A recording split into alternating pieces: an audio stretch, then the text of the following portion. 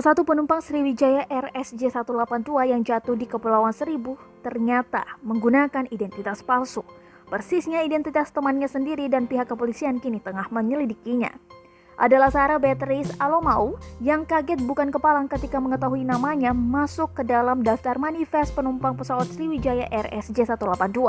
Dalam manifest tersebut, Sarah berada di urutan 18 di bawah nama Razana dan di atas nama Felix Wenggo. Pesawat rute Jakarta Pontianak itu jatuh di perairan Kepulauan Seribu, Jakarta dan kini sedang dilakukan pencarian korban dan puing pesawat. Sarah mengaku kondisinya sehat walafiat. Kuasa hukum Sarah, Richard Riwo, yang dihubungi Kompas.com mengatakan ada dugaan teman dekat Sarah yang bernama Selvin Daro menggunakan nama Sarah untuk mengikuti penerbangan tersebut. Hal itu diketahui Sarah setelah mencari informasi ke rekan kerjanya. Diketahui Sarah dan Selvin merupakan rekan kerja di pabrik kertas di Tangerang, Banten. Keduanya juga tinggal di rumah kos yang sama. Saat ini, Selvin belum diketahui keberadaannya.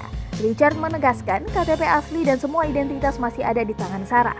Bahkan, Sarah sendiri tidak tahu bahwa Selvin menggunakan identitasnya untuk berangkat ke Pontianak menggunakan pesawat Sriwijaya RSJ 182. Richard memastikan bahwa selama bergaul dengan Selvin, Sarah yang kini bekerja di pabrik percetakan di wilayah Tangerang tidak pernah meminjamkan identitasnya. Richard juga mengaku telah mendatangi posko Sriwijaya Air di Bandara Soekarno-Hatta untuk mengklarifikasi hal tersebut.